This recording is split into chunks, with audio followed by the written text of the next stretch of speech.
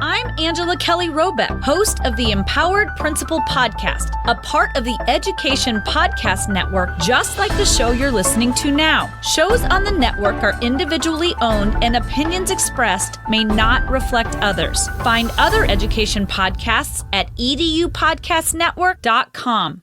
Hey, welcome back. Steve here, and today I'm talking with Erik M. Erik is an author, educator, and presenter, and today we're focused on his book, Inquiring Minds Want to Learn, posing good questions to promote student inquiry. What an incredible talk. You're going to learn so much. You're going to love this conversation. Thanks for listening. And oh, by the way, before you go, it'd be so cool if you helped out the podcast. And here are a couple ways in which you could do that. Number one, tell a friend, share links. Number two, go to my website and leave a review and subscribe. And number three, click on the link on my website homepage to buy me a coffee. And by doing this, you could donate $1 or $2 to help me address the costs associated with producing the podcast. Thanks so much. You are awesome. Enjoy the show. She was such a selfless leader, and she was the type of leader who said, if you learn to look good, I look good because you are looking good. See what I mean? It's the Education Podcast, your favorite show, with lots of groovy guests and they share what they know. So crank it up to 10 and let your neighbors know that here's another show with Dr. Steve Milletto. Teaching, learning, leading, K-12. Teaching, learning, leading, K-12. Teaching, learning, leading, K-12. With Dr. Steve Milletto. Erik M. is an international author, educator, and presenter with more than 25 years of experience in education as a classroom teacher, site administrator, education program specialist at a state education agency, and staff development trainer. He is consistently ranked as one of the world top 30 education professionals by the international research organization Global Gurus. Erik provides professional development on establishing rigorous learning environments and delivering educational experiences that challenge students to demonstrate different levels of thinking and use their depth of knowledge, DOK, in different contexts. His areas of expertise include good questioning and inquiry, teaching and learning for depth of knowledge, Webb's DOK, tiered instruction, authentic learning, differentiated instruction, personalized learning, standards-based grading and learning, and talent development. Erik received a master's degree in education leadership from Northern Arizona University and a master's degree in television, radio, film production, and management from the S.I. Newhouse School of Public Communications at Syracuse University. He also holds a bachelor's degree in communication and rhetoric and English from the University at Albany.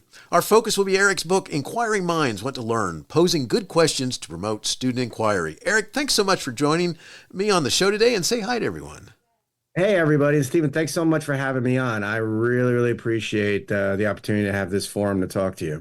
Well, glad that you're here. And you're an educator with over 25 years experience. What's something that you learned over those years that you wish you had known when you first became a teacher? Oh my gosh, when I became a teacher, I think when I became a teacher, I think the biggest thing wish I learned was that it's not about me. It's about the kids. It's not about what I think the kids should learn. It's what I need to think about how the kids could learn. I think that's the big thing about being a teacher, is that what I like to say is we teach the way we're taught and we teach what we understand. But sometimes the way we were taught and the way we understand things is not the way the kids learn or can understand what and how and why they're learning what they're learning. So I wish I learned that more, where it was less about me as the teacher. And I did start to learn that more towards the end of me being in the classroom, where I realized, and that was also true differentiation, is that true differentiation isn't running a 3-ring circus in your room where you got this circle, and this circle. It's how do the kids learn? How can the kids access their learning?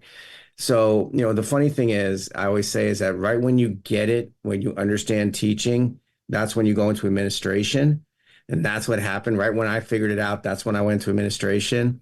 I think the thing I really wish I knew when I went into administration is that there's more than one pathway to be an instructional leader. And I went the traditional pathway, and I'm going to admit to you, I was not successful. I am the prime example of why new assistant principals and principals need mentors. because it's not a profession where we can ask for forgiveness. It's a profession where we're extremely held accountable. And if you make mistakes, boy, are you held accountable. And I made some leadership mistakes, some strong rookie mistakes. And also in terms of my ego with the position, I think that also clouded me a bit. So I wish I had a mentor that was really willing to mentor, not just give me what they called coaching, to say, when you go with a question, they're trying to do, Ben Kenobi, these aren't the droids you're looking for. It's, well, what do you think I should do? I don't know. What do you think you should do? Well, that's why I'm asking you. Well, why are you asking me? Don't you know the truth? I'm like, no, you need to tell me. I'm that type of person. If you look at 30-Minute Manager, where basically by Ken Blanchard, is that basically I'm that type of person who says, you got to do it this way, and I need you to do it this way, this way, and this way. And then you go, I'm on it. I'm that person. So I think that's my biggest two things. I said, really knowing it's not about me, it's more about the kids and how they learn, not how I'm teaching or what I'm teaching. And also administration. I didn't have to go a certain pathway, and there's different ways to do it. And I can honestly say my lack of success as an administrator led me to be, why I am, how I am, what I am. And I'm writing books now and really becoming that instructional leader I never imagined I could be. That's so cool. I appreciate you sharing that. And well, you're so right. Just as you get the teaching thing going and you understand the different things that you didn't really know in the beginning, it's time to become an administrator, and then you start all over again. So I like that. Exactly. And that's the thing. It's kind of like you figured it out and now you got it. But then what are you doing? You're going into administration. So now you're on a whole new learning curve. And once you figure that out, sometimes, it's funny, because once I figured that out, I realized I did not want to be that kind of administrator. And not a criticism.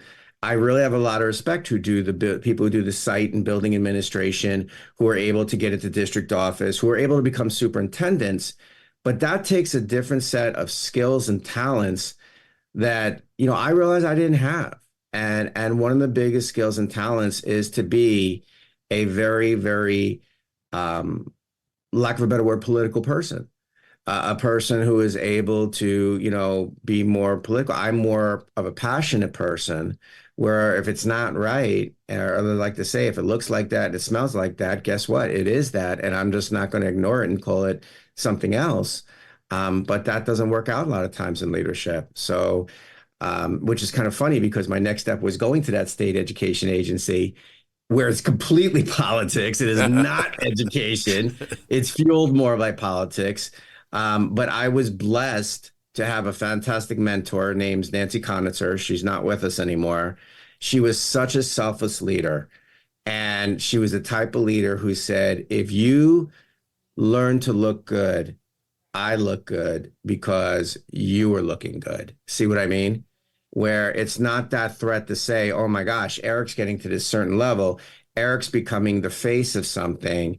Now I'm losing and now he could take my job. I'm losing my spot and he could take my job. I learned that from my father. And I know this probably went into a longer conversation than, we have, but my father was one of the leaders, the American civil rights movement for the disabled. He was a very, very big part of the protests in the 70s. He was a part of the independent living movement in the 80s. His name was Fred Francis, and he was also one of the framers of the American Disabilities Act in the 1990s. But he was not the face. There was another person who, she was amazing. Her name's Judy Heumann. She's a very well-known figure in that field. She was the face, and justifiably so, because but my dad always said to me, don't be the face, be the brain. Because you basically make someone else look good. And he did. But Judy has passed recently. And now there's stuff coming out about my father's role in the American Disabilities Act and the Civil Rights Movement for Disabled, which was cemented this summer for me, because I did a keynote in Kentucky for the Kentucky Education Development Center, like your RESA centers in Georgia. And I was the keynote. And I have a keynote where I say, are you ready to rethink? And when you look at me, what do you see? And I tell the story of my father, that when you look at me, you wouldn't see that I was raised by a man who was a double amputee. He lost his legs in a car accident. Someone in the audience, when someone was tweeting that, someone said, thank you, Erik Francis, for teaching us that disabilities are not always visible. Sometimes you can't see them. Like, I have a disability, I have an artificial hip. Veterans administration says I'm 30% disabled. So I talk about that, and somebody said, yeah, and we teach his father down here in Lexington. And I was like, what? And I connected with the person. And turns out that he's a part of the curriculum that they do for teaching on the civil rights movement, which was ironic because it was also the day after my father passed 12 years earlier. Wow. So I thank them to say, you know, while I maybe did something for you with my presentations, what you did for me and my family, especially my mom, that was monumental. And I'm still talking about this. And it was over 6 weeks ago. So that's the thing I think about it, is that really, you know, when you have that passion for it, you know, and sometimes being, you know, real and practical to say, this may not be for me, and that's okay.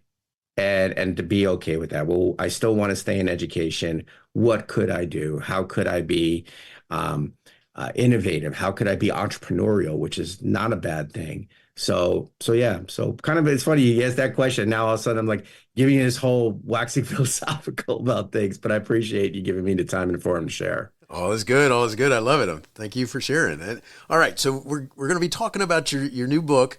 So what inspired you to write Inquiring Minds Want to Learn, Posing Good Questions to Promote Student Inquiry? Well, this is actually my second book on questioning. My first one came out in 2016. It was called Now That's a Good Question. And it was right in the middle of the whole academic rigor, Common Core movement, cognitive rigor movement in the mid 2010s. And I'm a questioner. I'm a natural questioner. I've always, you know, look at life through questioning, through a lens of questioning inquiry. So I wrote that book, but it's came out in 2016. I'm glad people still find relevance in it, because sometimes when you write these books, they go out of favor, out of style, out of print, and then you go on half price books and you see it's in the $3 bin and you're like, oh, okay, well, I guess no one's liking that anymore. But it's still out there and people still find value with it. But what I even find in my own professional development, my own professional learning trainings, is that I wasn't talking so much about what are the different types of questions, but how do you deliver those questions? How do you develop those questions? And the other thing is that as we've gotten more into a strong assessment focused culture and system of education, I'm realizing the tests are not asking questions. Sometimes it's an interrogative statement, but they're really activities, items, and tasks students must complete correctly. So what I wanted to bring back is a real strong sense of what I like to call pure inquiry or true inquiry through questioning, a Socratic approach to it, because the Socratic method has become a way where it's how you manage the classroom and how you manage the kids. Now, is it engaging? Absolutely. Is it engage kids in inquiry and using questions? Yes. But true questioning is wild. True questioning is you're not asking questions to assess, which is what we primarily do in school. We ask questions to activate, advance, and augment.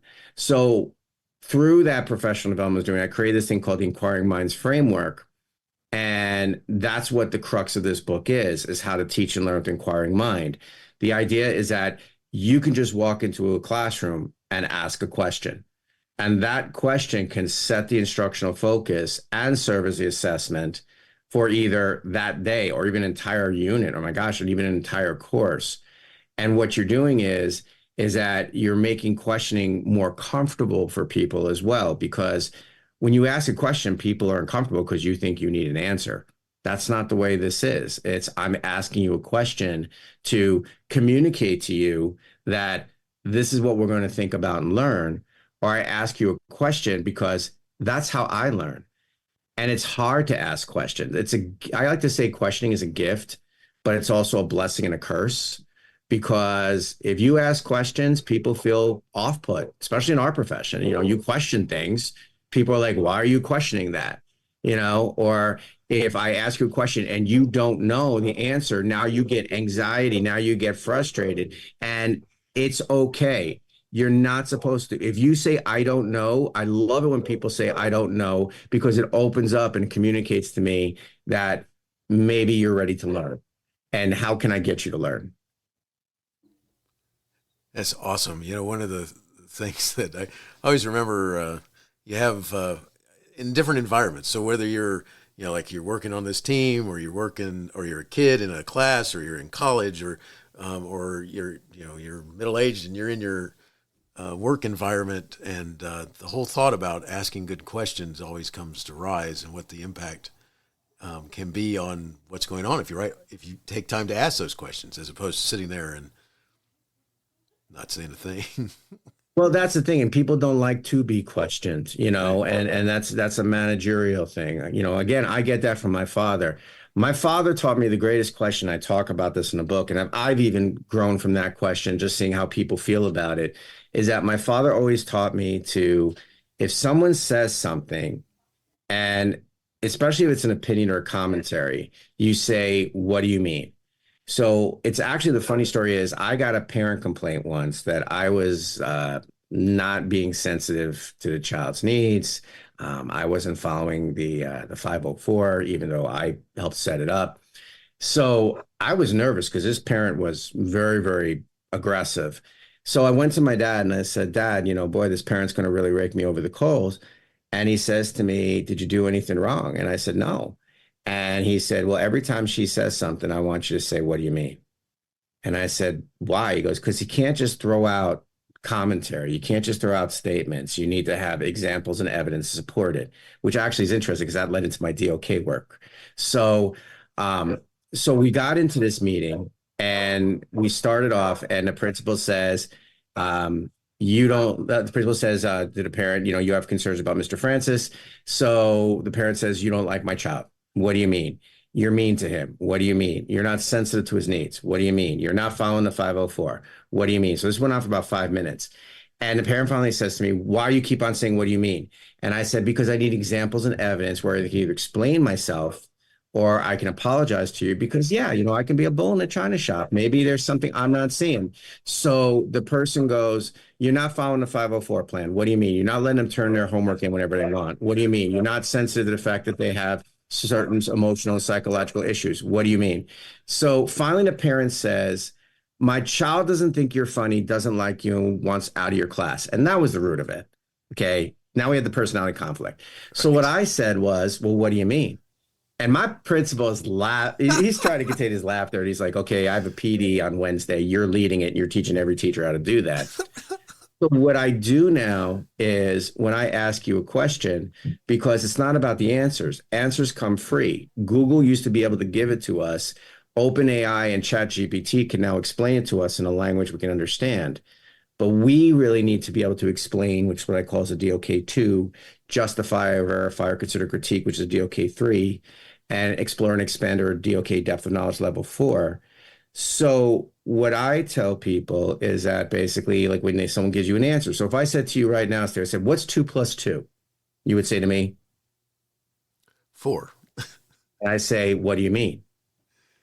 Now you have to explain it. And that's the important learning. I had a first grader I was working with in a school down in rural Arizona here in Sierra Vista. I walked into the classroom and the student says to me, first grade, Mr. Francis, I know what 1,000 plus 1,000 is. And I go, what is it? And he goes, 2,000. I said, what do you mean? And he said, well, when I have 1 and 1 and I combine them, I make 2, and I have 3 zeros to bring it down, and I have 4 places, that's 1,000. So 1,000 plus 1,000, 2,000. So then I, pushed it a little bit and I said, okay, so what's 5,000 plus 12,000? And he thought, 5,000 plus 7,000, excuse me, I just gave you the answer, which is fine because that's what you do with good questions. What's 5,000 plus 7,000? And he thought, and he goes, 12,000. I said, what do you mean? And he said, well, 5 plus 7, when I combine them, because he's using a language of addition, is 12. And I am now bringing down to 0. So I have 5 place values. So now that's a 10,000. So 5,000 plus 7,000, 12,000. That's first grade. And here's the thing. People can go, well, he must be gifted. Well, actually, no, he wasn't. But it's not even that fact that he wasn't gifted. And I'm not going to say where he was in the RTI. I mean, he was not tier 1, I'll tell you that. But what if I said that gifted kids will have the hardest time explaining and justifying why their answers are accurate, or explaining why they are justifying why they're inaccurate? In a world of depth of knowledge where there's 4 levels, and I like to say the rigors in a response, a DOK1 is you just get the answer, and our gifted kids can do that. And a DOK4 is you make all these incredible connections and divergent thinking of what you can do with it. That's a DOK4. But where our gifted kids struggle is that they cannot explain how they got that answer, and they cannot justify why they got that answer. And that's what questioning will do with it. So the other thing is that I've also had some pushback with people who say to me, well, what do you mean sounds aggressive? I go, okay, so let's not be aggressive. And I came up with this other thing where I say to you now, you're right, but why? Okay, so if I say to you, what is 2 + 2? And again, you say 4. I say, you're right, but why? And adults are the ones who go, because it just is, it's 4. Like, no, it doesn't matter. Nothing just is. We need to find the why. And it actually helps me with arguments, because I do this very controversial one, and I talk about it in a book. I say, who's the first president of the United States? And you would say to me, George Washington. And I say, you're right, but why? So then do you want me to explain? Yeah, so that's the thing to think about. Well, wait, why is it? So most people say, because he was the first elected under the U.S. Constitution. So now I can slip in another question and say, well, what if I told you there were 8 appointed on the Articles of Confederation, and they were called presidents in the United States in Congress assembled, and they were appointed before Washington? Now, my history teachers all get upset. Well, they weren't really presidents. You're right, but why? Because they didn't have presidential power. You're right, but why? Because they were appointed. You're right, but why? Because they were more of an administrative position. You're right, but why? Because they didn't want a strong centralized government. That's why they had the American Revolution. Okay, you're right, but why? Here's another one. Did you ever wonder where George Washington got the name or title president from? Yeah, okay, that's see how I did that with questioning? So some people don't like that because I gave you the answer. You're right, but why? And what's really interesting is I'm even seeing this in our world of education. There's all these theories and there's all these models, okay? And there's all these things out there, but where'd it come from? You're right. Let's take an example. We need to do the science of reading. You're right, but why? Because that's what is the core idea of how kids learn how to read. You're right, but why? Because this is what the research says works with teaching reading. You're right, but no one could tell me what exactly is the science of reading. And when I get that explanation, I'm sitting there going, are we going back to the phonics versus whole language battle? Because I thought that war ended in 1999 when we went the balanced approach. No, the balanced approach didn't work. You're right, but why? Okay, but people don't like that. And no. There's things also misattributed where, in the world of inquiry, I'll say it straight out, there's something out there where there's someone's attributed and credited coming up the 4 levels of inquiry because they created a visual and it looked nice and they put it on the internet and it goes, oh, that's the 4 levels of inquiry. That person must create it. Why? Because they created it and it's in their book. But that came out in 1960 with Joseph Schwab, and Marshall Heron cemented it in 1971. And since 2000, there's 3 new forms of inquiry. There's a thing called coupled inquiry, where it's a combination of guided and open inquiry, which is actually more of an RTI for inquiry, because open inquiry is, here's what you need, engaged inquiry. Guided inquiry is more of a teacher facilitated that becomes teacher led. There's authentic, which is, that's where I call it the open classroom inquiry from the 60s and 70s. Hey, man, what do you want to learn today? Oh, man, I want to learn about dinosaurs. All right, man, go learn. What's your question about dinosaurs, Because that's what it was back then. And this new one came out called synergistic inquiry, where the teacher is actually part of the process. And that's great when you have like student government courses. You have the sponsor, or the advisor, and it's the kids leading it. But sometimes the sponsor and advisor can make connections as an adult that kids can't. So they're a part of the inquiry. Or you have service learning where the kids have to do something. So the teacher's part of that inquiry. So again, looking at the why, it's funny because Tom Gusky just said an article about this, is about we need to look back and respect the research that came before us. And in education, the focus should not be, and this is what I'm saying, the focus should not be on refuting the research, but rather innovating the research, okay? To say, hey, this worked, you're right, but why? And then saying, what can we do better with that? Or how can we make it better? That's what I did with depth of knowledge in my work, DOK. I didn't invent it. Norman Webb created it. Karen Hess expanded into cognitive rigor. People misinterpreted it as a method and model for teaching and learning. And I'm looking at me saying, okay, so how can I innovate it accurately and appropriately? and authentically based upon their work to turn it into this, and it works. Larry Ainsworth's method of unpacking standards works, but he came up with that in 2001, where we had no child left behind standards, where all we were focused on was assessing skills and stuff or cognition and content. These next generation standards, as they're calling them, or the formerly Common Core, what was not communicated is that they were not cognitive or content standards. They were contextual, what exactly and how deeply. So again, not saying don't do the Ainsworth method, do this method. I would never communicate that. Don't listen to them, listen to me. What's the next step? So when you deconstruct standards for depth of knowledge, circle the verbs, underline the nouns like we have. Now take a highlighter and highlight everything that comes after that verb, and don't stop till you get to a period or semicolon. Now you've innovated the method and you've made it more practical and also made it more applicable in a time that needs it. This is cool. I by the way, I got to tell you that one of the things that comes to mind, I'm a big fan of comedy from a long time ago. And I have this image of W.C. Fields, if you ever have watched any of his stuff. They always put in some of his clips and shorts and stuff like this in his movies. At some point, some little kid would come up to him and try and ask him or tell him something and be bugging him by pulling on his pant leg or something like this. And he'd look down and go away, kid, you bother me. Right. And I was thinking about when you kept asking that question, so what do you mean? And, or why do you know, when you ask that question, right, for why, yeah. Why, when you ask that over and over again, all right, at some point, go ahead, get away from me, kid, you bother me. But that's the thing is that, but you want people to learn, and questioning is a method of instruction, not a measure of assessment. I love that's that. True questioning. That's true inquiry. We asked, Socrates didn't come into the Colosseum and go ask a question, expect people to answer it. You expect the people to think about it, to analyze it, to evaluate it, to critique it, to interpret it, consider it. But when we do these structured things where we say, you're the inner circle, you're the outer circle, Socrates didn't do that. He didn't go, you're the inner circle, you're out, you get to talk. That's classroom management. That's managed inquiry. That's a classroom management thing. And if someone speaks out of turn, now you're not being well behaved or you're not following the rules. There are no rules to inquiry. That's the whole thing behind it. And that's what I want to say, and that's about with questioning, because there are no rules. You should be able to ask any question. And if you don't know the answer, don't worry about it. We live in a time where the library's at our fingertips, but we just got to think critically and creatively about how accurate and appropriate those answers we get are.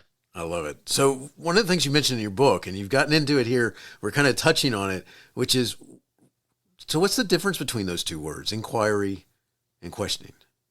So what I like to say is inquiry is the experience. You experience inquiry. Inquiry is not only the academic, but the social emotional experience you engage in to learn. Questioning is one aspect of inquiry that will engage you in that experience. And I don't like to say that inquiry is directive. That's not inquiry. You can't tell people, do inquiry. You can't tell people, go come up with a bunch of questions. You can't tell people, I want you to ask better questions. You need to do it through questioning. So I have a thing I call foundational inquiry. And it's funny because you do things as an educator, and then you find out, oh, there's a scientifically based process for this. So I used to call this rapid fire questioning, where I'd show you something, you'd hear something, or you would just feel something, and all of a sudden, you get a bunch of questions. That's how I roll. That's how I live. I mean, when COVID-19 happened, I kept on hearing about it. All these questions popped in my head, and I included in the book. I said, I want to record those questions for my trainings, and I actually included in the book. What was going through my head? Well, what's coronavirus? What's COVID-19? Was there a COVID 1 through 18? What will COVID 20 look like? What's the difference between a pandemic and epidemic? Because there's all these words and terms. It could be even as benign as I was driving the other day, and my daughter, when the new Taylor Swift album came out, I listened to the lyrics, not just so much the song, because I've learned from listening to 80s music.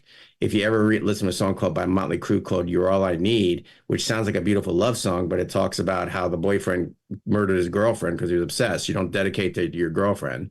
So you got to listen to the lyrics. So I listened to the lyrics and I kept on asking my daughter, well, who's this about and why? And she could tell you, and so our kids can infer when they want to. So I was driving and then all of a sudden Hungry Heart by Bruce Springsteen came on. I'm like, I can see the similarities between Hungry Heart and a Taylor Swift song. And then You Give Love a Bad Name by Bon Jovi came on. I don't know what that DJ was thinking. And I'm like, I can see the similarities between that song and Taylor Swift songs. And then I'm thinking, well, how are Taylor Swift songs like Bon Jovi and Bruce Springsteen songs? Could Taylor Swift be the new Bon Jovi or Bruce Springsteen songwriter in these type of tones? And also, how could I get my daughter to understand that before Taylor Swift, there were other songs like Bruce Springsteen and Bon Jovi? Like I joked the joke to my daughter. I said, well, what if I told you before Taylor Swift, there was Alanis Morissette? And my daughter's like, what? And I go, yeah. And she listened to it. She goes, that's not Taylor Swift. I said, right, but it's the same kind of theme and message. What's the difference between Taylor Swift and Alanis Morissette? And she cared a little bit, not only because she liked the music, but because I connected it with her. And guess what? I'm actually addressing the standards because that's actually a literary standard where I'm having them analyze 2 or more texts in different formats. And I'm also engaging her in literary analysis and argumentation to say, how are these the same and how are these different? So, but you see how that with questioning, and like some people are sitting there going, who cares? But I see you there. I mean, I don't know if we're going to be broadcasted on video, but I see you going, you're doing what I call the Metallica, because you can't listen to Metallica without nodding your head. And you're doing, you got also the physical way to do what I call the Dwayne Johnson, you're cocking your eyebrow. Okay. And then after I talk, you're doing what I call the CNC Music Factory, which is you're going, because things make you go, So yeah, so that's the whole thing behind the difference between inquiry and questioning. Inquiry is the experience, but you have to be asked and prompted to gauge an inquiry. You can't just be pushed. You can't be controlled. And you do that through questioning. Same with asking questions. You can't say, I want you to ask better questions. You got to ask, well, what questions do you have? And it's the students' questions, and you can't say to them, ask better questions, because it's theirs. It's not yours. It's theirs. That's their best question.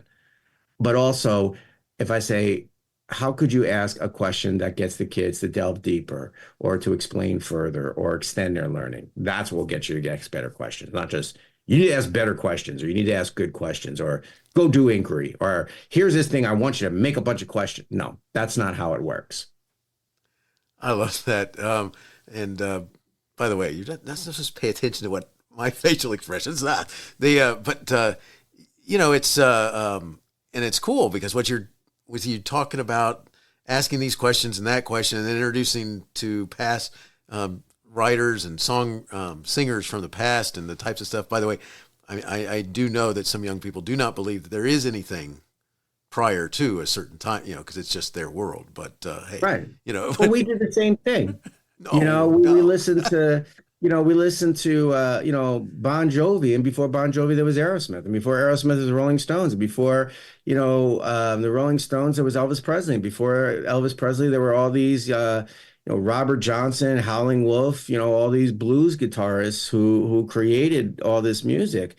I think that's really what true learning should be, is that now it's like, where does it come from and why did it happen? And I think that's like not just accepting things how they are, not to get on a soapbox about this, but asking why they are, how they are, what they are. Why is this? Why are we experiencing this? Why is what's happening right now in our climate and culture, not just only in education, but in the world? Why is this happening?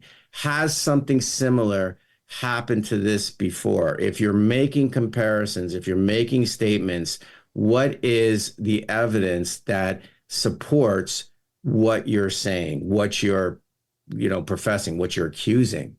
I love when people say that they're a certain type of political party of a president, and I ask, well, why do you say that? And they give me the reason. I go, oh, I said, really? I said, okay. I said, that's your rationale. But you're right. But why? See, that's the whole thing. And then, you can get into this really great conversation. I love having the intellectual conversations of it. And it also surprises people where some things come from. But I try to phrase it as a question. I try to say, what if I told you, instead of saying, well, it came from this. Well, what if I told you it came from this? Oh, I didn't know that. Okay, good. Would you like to learn more? No. Okay, fine. It's up to you. I make suggestions, you make decisions. That's not my line. It's from a Peloton instructor, actually. Nice, nice, nice. He tells you, cadence is 100, resistance at 50 or not. His name's Dennis Morton. I make suggestions, you make decisions. And people even ask me, so what's your coaching philosophy with teachers? Well, I make suggestions, you make decisions. So Nice, nice. You're not supposed to tell your secret though. That's not what. you know what? I'm like, Tony Stark, where I'm in front of the audience, I'll go, I am Iron Man. Nice. Because I'd rather me tell somebody than somebody pull my helmet off or pull my mask off and go, hey, you're Bruce Wayne, you're Peter Parker. I'd rather have them come out. I'd rather say who I was and where I got it from. But it also shows that I'm learned. And it also shows that, I'm read. And hopefully people will respect that. But I'm always willing to learn. And that's why I ask questions.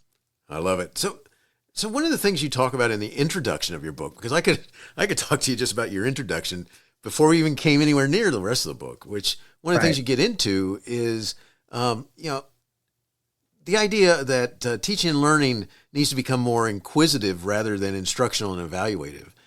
Can you just go there for a minute? Because, I mean, we've kind of touched on it just a little bit, but why does it get stuck in this land of, instruction and evaluation?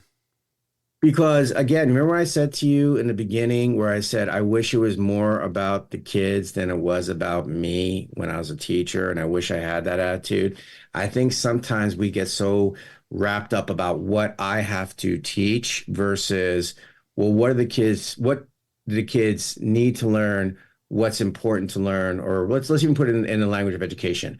What is essential to learn? What's important to understand? And what's nice to know? What's essential to learn is those essential standards. That's what it means to demonstrate proficiency in that subject area, in that grade level, with that content. You don't have to like it, but that's the decision. But sometimes we get so stressed and wrapped up, like, I got to get to that standard. Well, which standard? Which standard is essential? Okay, there's a standards that are essential, which means that's what it really means to be that and has the real criteria that, Larry Ainsworth and Doug Reeves talk about: relevance, endurance, assessed, leverage. But there's other standards that are important to understand that will help the kids get there. And there's standards that are nice to know or subjects that are nice to know. And that's the stuff we'd like to teach as teachers. Like I used to love that there's a standard number 7 in ELA literature and informational text, where I get to show the movie as well as read the book. Okay. But that's nice to know. And I love to do that. I love when I taught the outsiders, I would get to be able to show them the movie. But if they're not hitting the essential to learn, and they're not hitting the important to understand to get to the essential learn, I may not have enough time to do the nice to know. I'm not sacrificing it, but I may shift them out at the time. So I may not show the whole movie. Maybe I'll show parts of the movie and ask them, okay, so how is this scene similar to what you might have read in the book, or what did they change with it? Because what a lot of people don't realize is that in the book, he never bleached his hair blonde, but in the movie, he bleached his hair blonde. He actually gave himself a buzz cut. That was the big thing, because greasers had long hair. So I think that's the thing, is that how can I get the kids to learn? And a buddy of mine and I were talking about this, is that what if I said this generation is not like you and me, where we had to go out to learn, is that everything is given to us. It's at our fingertips. I could just GTS, Google that stuff. And now I have an AI that can explain it to me. Some of the AI will cite the sources. Most of the AI won't cite it, but I got it, so I'm fine. So what could I do to get the kids care? So if I asked you, so how did Edgar Allan Poe create an entire genre of literary fiction? Most people won't know. And if you have someone who knows, great, the student becomes the teacher. Let them tell everybody, because that's what they'll remember more than me, because I've been talking for 180 days. But that one day is when, when Stephen stood up and said, well, he created an entire genre of literary fiction. But if you couldn't answer that, I would say, well, what if I told you that he was the first to write a detective mystery story that featured a detective or sleuth who used deductive logical reasoning to solve a crime? He's the first one to write that short story. Who does that sound like? And then kids will go, well, that sounds like Scooby-Doo. I go, what if I told you Edgar Allan Poe influenced Scooby-Doo? Well, that sounds like this movie I watched. Well, yeah, but what if I told you that Edgar Allan Poe actually created that genre of literature? Some kids might go, hey, that sounds like Sherlock Holmes. Okay, well, what if I told you that Sir Arthur Conan Doyle actually based Sherlock Holmes on a character Edgar Allan Poe created 60 years before, named C. Auguste Dupin, in a story called The Murders in the Rue Morgue. And what if I told you we're going to read that story? All my kids used to love to want to read that story. But Mr. Francis, it's not in a textbook. That's okay. Here's this link. Go on your phone. Go read it. If you don't have a phone, I'll go print it up for you. And I'd ask the question, how is this the first detective mystery story? And how did it create the common motifs, styles, and themes of detective mystery fiction? And then I would say to my kids, well, there's 2 other stories with this character. And the kids would go, it's a trilogy? And I go, well, yeah, I guess you can think of that. Like, did he invent the trilogy, Mr. Francis? I go, no, that was the Greeks. The Greeks? What, Antigone? Oh, we read that play back it's Antigone. Okay. But yes, so here's my next question. How is Edgar Allan Poe influenced by classic literature? See how I'm doing that? Now, some people might say, well, you sound like a know-it-all. No, if I wax philosophical, or I gave this lecture like you, this is the hard part sometimes I think teachers don't realize, is that when we talk too much, we turn off people. And if teachers say, no, I don't, I want to challenge that teacher to think about what happens when I come do a professional learning or a one-day PD in your room or your school, and I'm talking the whole time. You get turned off because I'm talking too much, okay? But if we can ask the question, have the kids go actively learn, and that's the experience they remember. That's what I mean. It's not that, what is 2 + 2? Great, they can tell me 4, but how'd you get that? You're right, but why? Okay? That sense of discovery, that sense of, wow, I know my stuff more than I needed to know my stuff, but that stuff will help me, because when they're on that assessment and they're going, oh man, that's like the question Mr. Francis posed me in class, or the assignment he gave me in class, and I had to do this and I had to do this. That's how you do it. And now they'll get the assessment correct, because it's not the stuff they remember, it's the experience they remember. And the experience will either be pleasurable or painful, but that's what we take with us. And how the question could be, how can we take our pain and turn it into something that's not only pleasurable, but also productive? That's awesome. This is cool. This is, especially that thinking and the process of thinking, especially because, a lot of adults, not just kids, are ahistorical anyway. So you start connecting things to the past and you start thinking, whoa, yes. I recently heard something that did something similar with the haunted house as where the haunted house came from as a subject for book writing and stuff like this. And I never thought about there was a time when that didn't really exist, maybe. And it's like, and so until you start talking about that. But see how you asked that question? Now, after I get off this podcast with you, now I got something I want to do today. Now I want to learn that, because boom, put in my head. That's what Thinks and Learn with Inquiring Minds. Something pops in your head. Boop. And cool. Sometimes the question is uncomfortable, and sometimes the question is not welcome. Yeah. I hear someone accuse somebody of something, I'm like, well, what do you mean? Or I hear someone say someone is this way. Well, what do you mean? And I'll put it back on them to explain to me why. And if it comes from a place of emotion, well, that's their reality. But if they can't give me examples and as evidence, facts and feelings as evidence, that might be a thing. But we still can agree to disagree and still be friends. Awesome. All right. So I got to make sure that I point something out, because one of the things that your book is very practical, and it gets into different ideas, and supplies the reader with stuff. I mean, you have at the end of each chapter, there's something called, you have reproducibles as well as online. And can you talk towards the idea of your book being practical? I mean, because that's one of the things that I think is really cool about your book, is that they get stuff to help them with it. So. Thank you. And that's what we try to do as professional development practitioners. Is this something you can use the minute you leave our trainings? And that's sometimes the difference. And I think education leaders need to understand that, is that there is what they call professional development, which can be done in a day or a 2-day workshop, or what they call one and done. And that's what questioning and inquiry is. I mean, I do a thing actually when I go to conferences. I actually say, I'm going to teach you 12 different ways to teach and learn with an inquiring mind in an hour. And then after that, I'm going to walk on water, and because it's hard, I mean, you got that amount of time. And that's what I try to do with it. One of the things I want to really communicate with what I do as professional development, or why I do, how I do what I do, is that I'm not here to make your job easier, and I'm not there to tell you you're wrong. I'm actually trying to tell you to make your job simpler, okay, and easier, And I'm also trying to enhance your instructional talent. So you have an administrator, you have some leader says, well, I want you to ask better questions. Well, they might as well ask you, I want you to paint the Sistine Chapel on the ceiling of your classroom. That's not easy. I want you to go play, I want you to play, Van Halen like the way Eddie Van Halen does. And I bought you a Frankenstrat because you can buy one from Fender, okay, a reproducible that he designed, but that doesn't mean you're going to play it like Eddie Van Halen. So the thing is that you have to help people. You have to provide, it's not just sometimes music notes. Sometimes you have to provide tablature. Where do I position my hand? Where am I putting my hand to play this song? And basically, that's why I do this. I try to do that in all my books. The hard part as print reproducibles is that it's hard to manipulate and this is actually where a lot of kids have a lot of trouble with online assessment because they see that one little text box and they think, oh, I got to fit all my answers. They don't know how to stretch it. Okay. So that's why when I do professional development, I give people a Google Doc, a workbook that they can consistently enter things in. It's formatted nicer. It's more flexible. And I also give a link where you can always make a new sheet.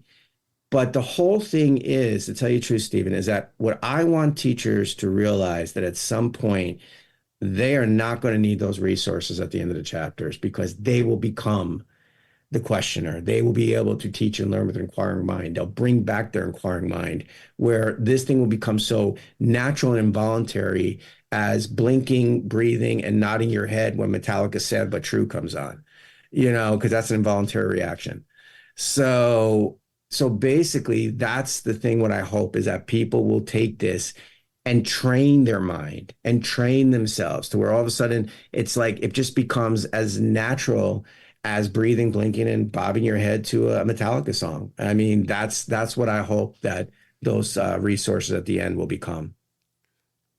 And I think they will. This is awesome, and that's cool. And I'm going to be paying attention to whether I'm bobbing my head to this music I listen to.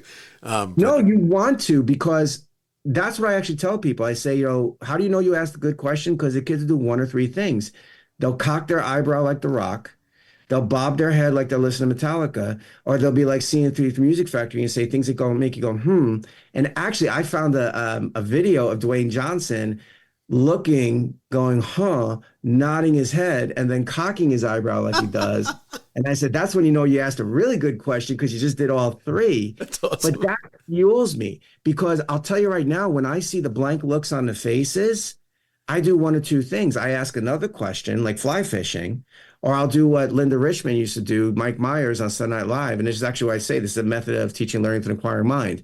You ever ask those questions and the kids don't respond? Oh, yeah. You go, okay, guys, I'm getting verklempt. Talk amongst yourselves. What do you guys all think of this?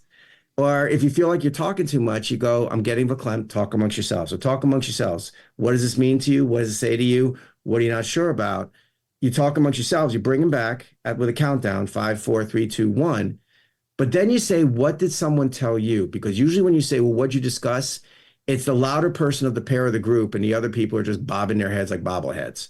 Okay. But when you say, what did someone tell you? Now, not only are you summarizing, which is the DOK2 level, and also a standard, speaking and listening, but you're also taking the pressure off that person because they may have said something great, but they felt too shy and insecure to share it out loud with the audience. That's such a big part of it, even as an adult, especially when you're dealing with bosses that might be supervising you or something like this. And you're like, I'm not asking this question in front of them because it's going to make me look dumb, and instead, if you ask the question, the staff meeting, yeah, the person who asked staff meeting, does anyone have any questions? I have a question. Eric, we're trying to get out of here. Okay. That was me as a kid. I mean, I have over here, my mom gave me all my old report cards. You know what else in the commentary? Eric asked too many questions. Because when you said, does anyone have any questions? I was like, yeah, it's show and tell time. I literally would have teachers who'd say, does anyone have any questions? And my hand would shoot up and people go, about the lesson, Eric. Oh, no, I'm good.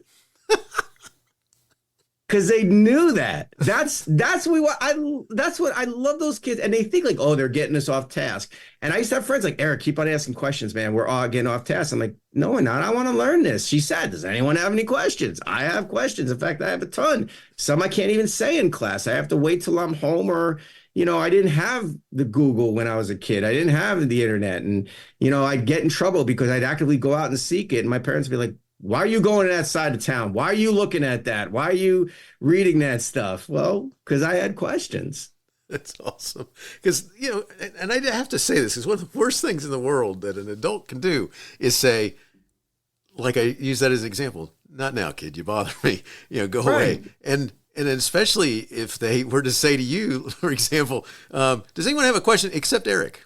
All right. Yeah. Oh, God. I had that. Sorry, I didn't say, oh, God, but I had that. I've said, does anyone have any question except Eric? Now, how do you feel? Okay. Now, I'm not the type of person, as probably you can tell from this podcast, that I'm like, I'm not going to ask questions anymore in this class. No way. I'm going to totally bombard you with questions, or I'm going to come back from an emotional. Does anyone have any questions except Eric? Well, what do you mean except me? Well, no, Eric, you take us off task. What do you mean I take you off task? You said any questions. Okay. I mean, that, and people thought I was, and some people still think that's obnoxious. It's like, no, you can't do that. And I'll tell you, it's because you feel like, and I get this because I used to do acting. When you're on stage, you're in your zone and you get thrown off. And then all of a sudden, it's like improv. I mean, you can do improv, and the great improvisationalists of acting are the ones who go, hey, give me something that you want me to do improv with. And someone throws it out and they can immediately improv with it. And I think that's the other thing with teaching is that you got to be quick. It's really funny because sometimes when I do professional development, I'll be very, very transparent with you. They say, do you have an agenda? And I go, well, yes, I have an agenda and I have an objective. And they go, well, can you send us the agenda? And I said, no, I don't have a step-by-step, but I know where I want us to be by the end of this experience. Well, we need to know step-by-step where you're going to go. That's great. I understand. I respect that. But I don't know what your teachers need. So I don't want to be able to go like, okay, guys, it's 10 o'clock. We have no time. We're moving. I mean, I'm a trainer. I'm not a tour guide, where it's like, okay, here's the Alamo. Here's this. Okay, now we're moving. We're moving. No questions. No, we're moving. So it's about what does the staff need? What does the audience need? And I think that's sometimes even as a teacher, we need to think about is that, I get it. You have 45, 60, 90 minutes to completely change the lives and learning of a child, but you need to focus on what we need. And people will say, well, we got to get through the standard, or we got to get through the curriculum. That's the hardest part. It's like, okay, I got to be on page 50 by Friday. Well, what if the kids are struggling on page 35? Well, no, according to curriculum map, we got to be on page 50. Okay, so what if we took that attitude with driver's ed? Okay, on Friday, they're going behind the wheel. Yeah, but they still don't know the difference between the pedal and the brake. Okay, you know what? We're behind the wheel on Friday, but they still don't know the pedal and the brake. Doesn't matter. We're going on Friday. We're going on. I don't care if they don't know the gas or the brake. Friday, they're behind the wheel. Now, I'm not going to be here because I'm calling in a sub that day. Okay, but they're going behind that wheel. And I'll leave sub plans to say, here's the goal and objective. Here's the plan. The kid has to get behind the wheel. Yeah, that would be bad. Well, that's the thing, that's the thing about this. So, that's a great analogy right there. I love that. People take that when they do their curriculum maps and look at that and say, yeah, we got to be this way by the end of October. But what if they're not ready to move forward? Well, the test is coming in April. I understand that. But what if they're not ready to move forward? What's essential to learn? What's important to understand? What's nice to know?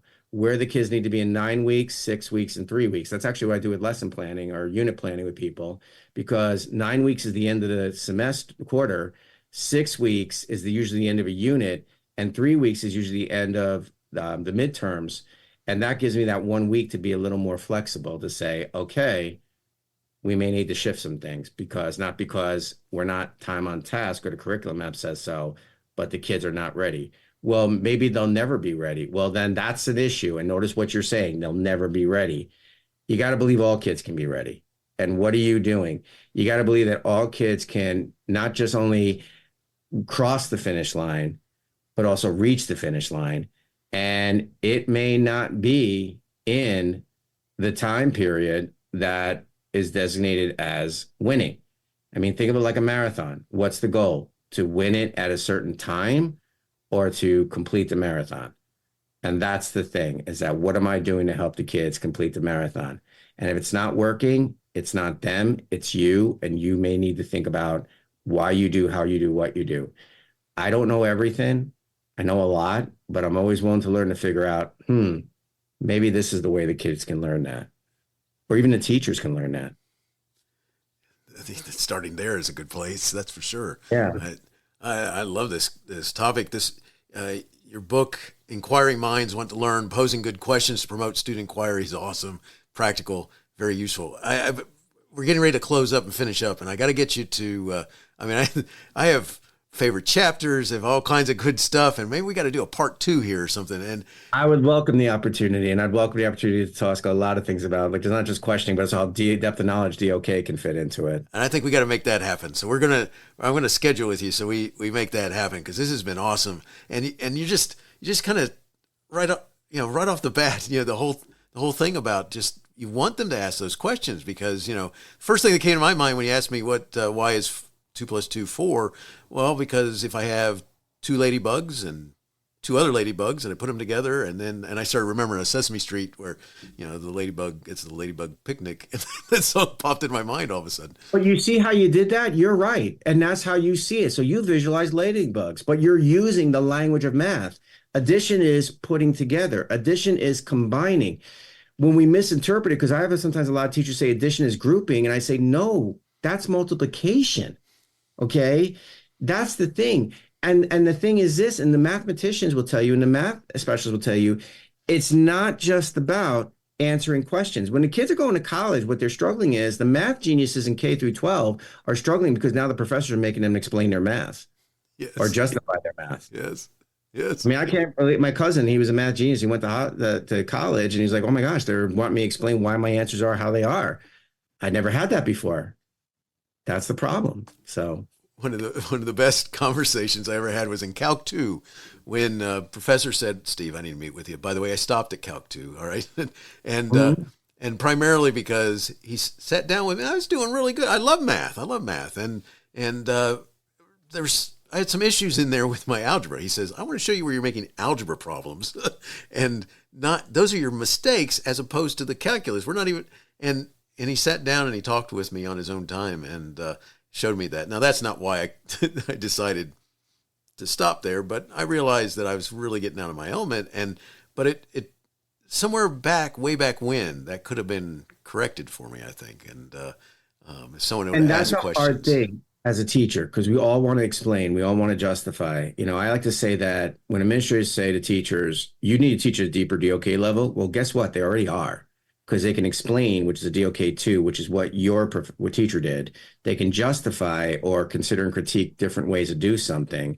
That's a DOK 3, and they can make incredible connections between what they're teaching and the real world of the students' lives. That's a DOK 4.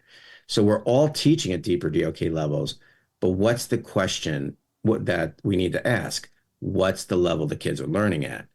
So not to say your teacher was right, but could there have been a way that would have helped you understand that, to say, like with inquiry, with inquiring minds, it'd be like, okay, hey, Stephen, here's 2 different problems. One's algebra, one's calculus. I'm giving you the answer. What's the difference? I don't know. Well, what stands out to you? What do you notice? Well, they both have X there. Okay. What does X mean in math? I don't know. Okay, right. You got that. Okay. So in algebra, what if I said X means this, and the way you get X is this? But in calculus, the way you get X, it means this, and this is how you get it. Now you're like, okay, now let's bring it back, Stephen. So now what are you noticing the difference here? It's like I like to say it's like the Red Hot Chili Peppers. You give it away, give it away, give it away, give it away now, okay? And you want the students to be like Frank Sinatra, because what is Frank Sinatra saying? I did it my way. And then the teacher should be able to go, fantastic, awesome. It became Fleetwood Mac, because you can go your own way. And that's basically what it is. So I'm not saying he did it wrong, and I'm not saying anyone does anything wrong. The question is, how could you do it differently, and could you do it better? And if people go, nope, well, can I give you a suggestion? I'm fine. Okay, I make suggestions, you make decisions. Okay, and that's the thing that we need to do. That's what separates training from leading.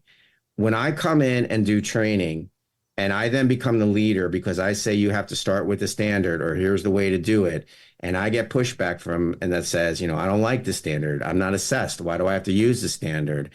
My questions are fine. I already do this. Now I'm not the trainer anymore. Now I'm the leader, and I'm a leader that's like a shark with no teeth. Okay. Because I'm this big creature, lurking through the classroom or the training area, but I got no bite.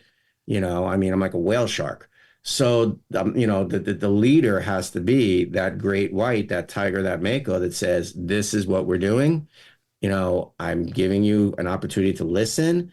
And I often even say to people, like if people say to me, I'm already doing this in my school, I go, well, great. Can I ask you a question? Yeah. Why are they calling me in here? If you're already here on staff, why are you not? Well, people don't listen to me. Okay, what do you mean? Well, they think I'm this. Well, what do you mean? Well, no one cares what I think. Well, why do you say that? See, that's the thing, is that you're trying to make allies with questions and questioning. And I think, unfortunately, asking questions makes enemies, not allies, because there seems to be sometimes an underlying intent that does not seem to be supportive. It seems more to be, be more prosecutorial or proving you wrong. And that's not inquiry. That's, when a lawyer asks questions, they're not assessing, they're not, even activating your learning, they're prosecuting you. And they actually, I talk about that in the book, bad questions, leading and loading questions. Like, you did this, didn't you? That's not a question.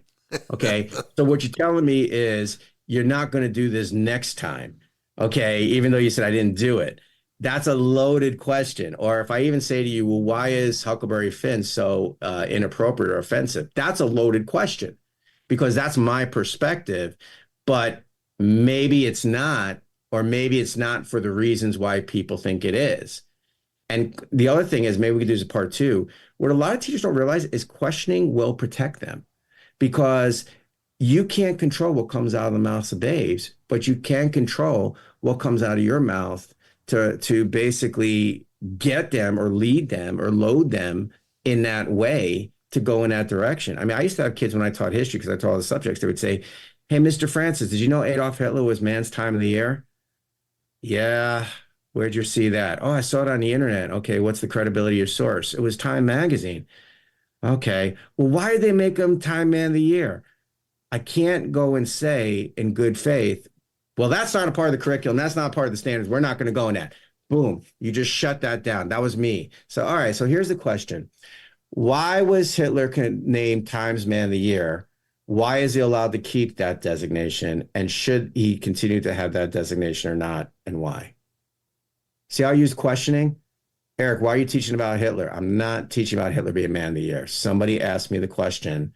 I had them go and learn deeper, which is better because I'm guiding the inquiry as a facilitator versus them going on and saying, well, Hitler was great because he was a Man of the Year. And please, I hope, don't take this out of context, anyone, what I just said. I know we're living in a time where anything will be misrepresented and misinterpreted to our school boards and our leaders, okay? But that's the thing, is that our kids are learning stuff and they don't know why the stuff is how it is, what it is, or whether it's accurate or inaccurate. And if we can be, as teachers, guide them through guided inquiry, not structured, but guided, but also tie it back to the standard. Because I said when that happened, I'd say, well, I'm teaching argumentation, I'm teaching historical research, and I'm letting them defend their position. And hopefully some of them defended it well, because they said, yeah, he deserved it because he got it, because he was considered that he unified Germany, okay, which was broken at the time. But should he have been disqualified for what he did? Absolutely. Or some kids said, well, that's not the reason why he got Time Man of the Year. It's kind of like, you did this and you take it away. It's like they do this now. It's funny because they do this now. Not many people know this, is that when an athlete or an actor gets the Hall of Fame, the question becomes, because of something, whether they should remain in the Hall of Fame. See what I mean? It's like the O.J. Simpson question. O.J. Simpson did what he did. He was found not guilty, but he has all this stuff, but he was found guilty in a civil court. And then he also had that other thing. So should he remain in the Hall of Fame? Okay. I'm not giving you my position. And that's where a lot of teachers get in trouble. We give our positions. We give our our thoughts, our opinions. We need to be empty vessels. Let the kids say what they say. Let them work it out, but facilitate it so where it doesn't come hateful or hurtful speech to other people. Oh, that's great. That's what you're talking about. I mean, because you are right. I mean, too often that's where, as a former principal, one of the things when you're having the discussion with an adult who in the classroom got into this whole discussion where you got the phone call that someone's trying to change my kid's beliefs or whatever, and it could easily go down that route if you start talking about you take it the wrong direction. Stephen, I got this. Can I be so bold to tell you this story? I got this in a professional development where this was actual lesson where I talked about how my kids read A Night to Remember by Walter Lord. And I told them that we're going to read that, and then I'm going to show you James Cameron's Titanic from when the iceberg hit to the end. Because and the kids go, why can't we see the whole movie?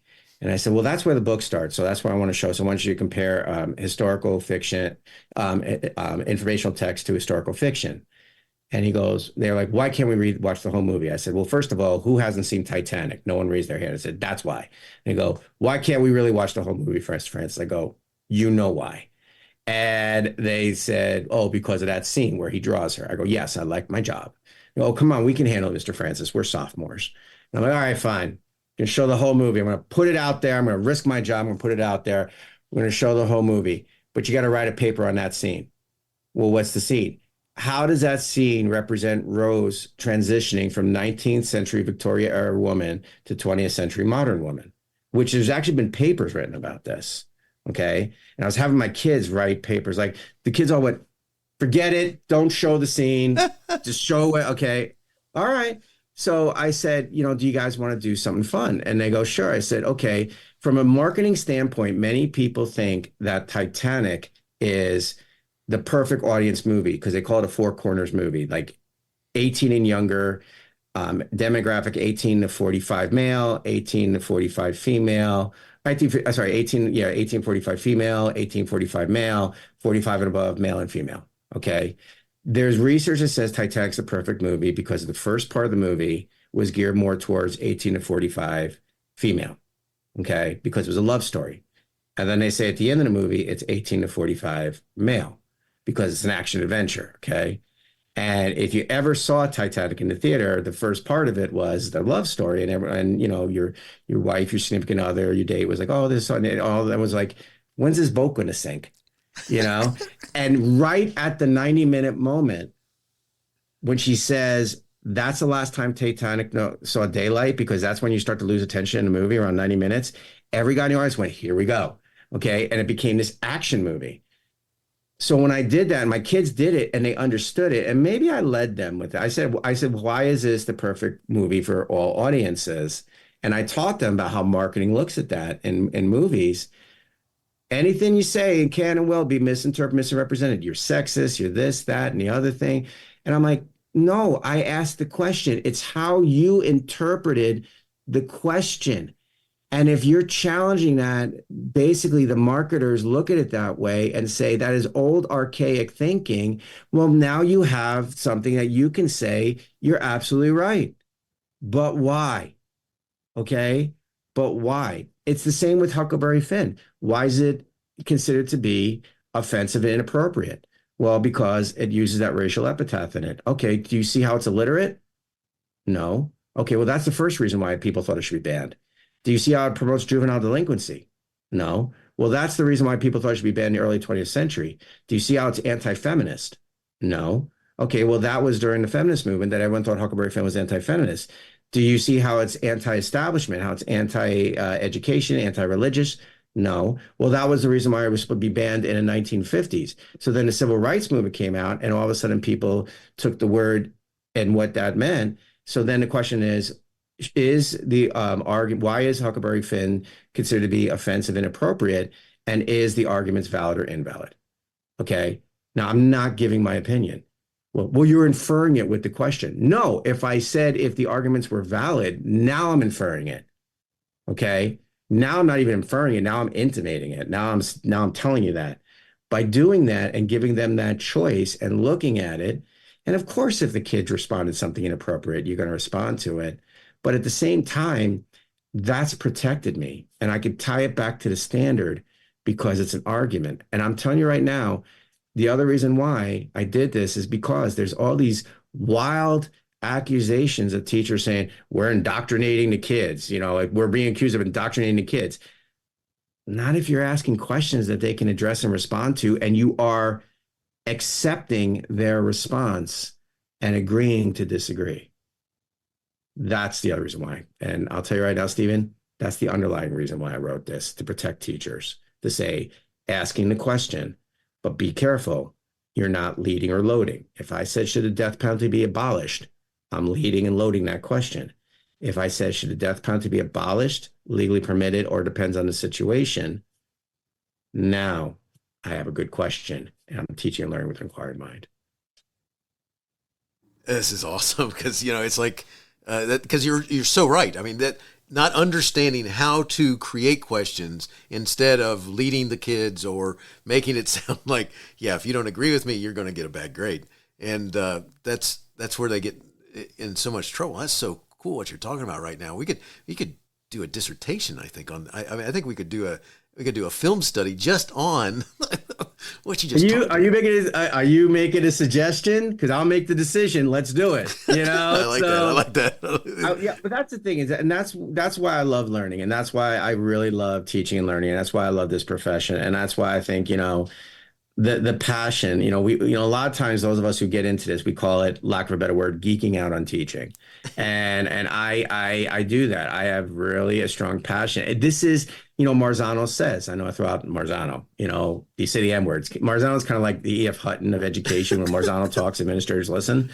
Saying that and saying looking at that art and science of teaching, and like we talked about Eddie Van Halen, he's not a classically trained musician, but he knew the art of musicianship, but he also knew the science of guitar, that he would produce his own guitars. That's why his guitar was called the Frankenstein, because that strike guitar is, I think it was a Fender neck, a Charvel body, and then at one point it became a Kramer neck. That was one that looks like a hockey stick, and a Fender body, and and he put like a quarter on it to make it have a certain sound, and he did certain things to it. And he then created the D-tuna, where that's scientific.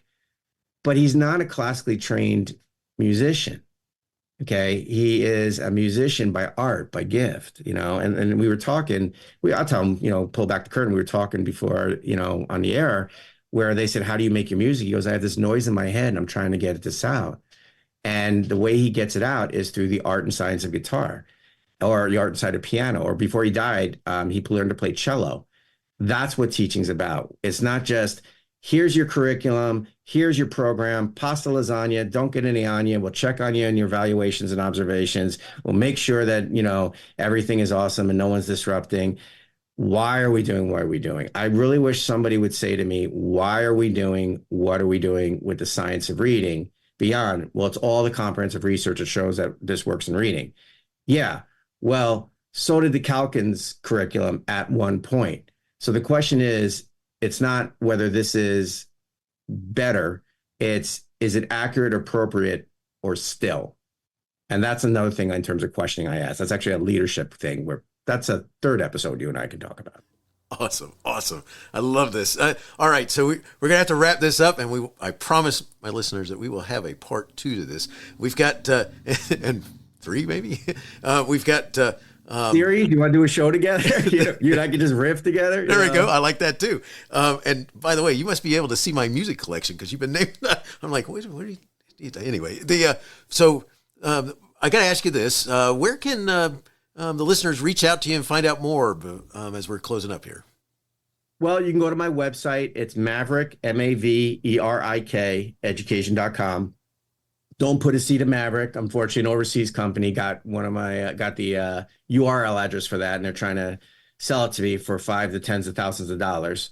Yeah, that's what's happening to a bunch of us. So nice. If you guys are an education person out there who are doing books, you better buy your URL addresses of your names and your companies, because I actually just got somebody who just emailed me and said, hey, we bought this domain of DOK something, and we're not going to use it, but would you like to buy it? And I'm like, no, and people are actually doing that. So Maverick, Maverek education.com. That's also the name of my company, Maverick Education, named after my daughters, Madison, Avery, and Amanda, and my name, no C in Eric, no C in Maverick. I'm also a child of the 80s, so you can probably guess what my favorite movie is. That's also how I knew that was going to be an awesome movie, because it didn't go right to streaming, by the way. So MaverikEducation.com. I'm on Twitter, Maverick, Maverek, edu12. I am a proud Solution Tree author. So if you work closely with Solution Tree, contact your state rep and say, hey, I would like to bring in Eric Francis, and talk to them. So you can go to solutiontree.com for that.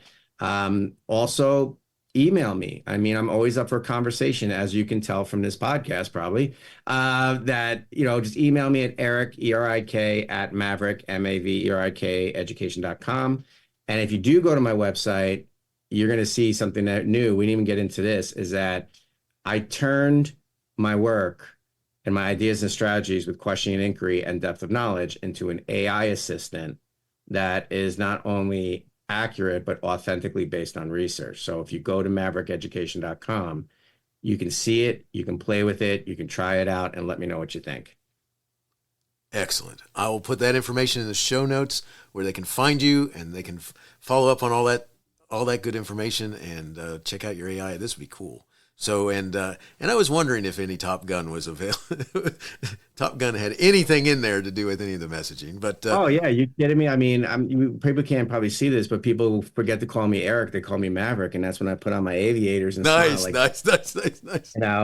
So yeah. So and I thank you for this forum, and I want you to know that this conversation, the way you run this thing, you made it feel easy to talk. And as somebody who's being interviewed and somebody who's on a podcast, it is always great when the interviewer makes you feel so comfortable, where you don't feel like you're being interviewed, you're having a conversation.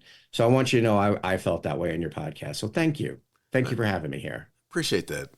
Thanks. Thank you so much, Eric. And this has been fun, and I wish you the best in all you do. And I'm feeling the need for speed right now. So, good stuff. Thanks so much. How about you, the impetus to inquire? There you go. That's what I should do. Fortunately, that's not as catchy, but inspired to. I feel the inspiration to question. There you go. Love it. Love it. Thanks so much. Thank you. Hey, you have been listening to Teaching, Learning, Leading K-12, a podcast to help you help kids achieve their dreams. Teaching, Learning, Leading K-12 is a member of the Education Podcast Network. Podcasts for educators, podcasts by educators. Teaching, Learning, Leading K-12 is a member of the podcast network based in Canada called Voice Ed Radio. Voice Ed Radio, your voice is right here. The opinions expressed on Teaching, Learning, Leading K-12 are those of the guests and host. Teaching, Learning, Leading K-12 is intended to share ideas, advice, and suggestions. Teaching, Learning, Leading K-12 is produced for educational purposes. Hey, thanks for listening. It would be awesome if you visited my website at stephenmiletto.com and connected with me, left a review, and listened to more episodes. And by the way, you could also share it with your friends, with your family, and your colleagues. Thanks so much. You're awesome.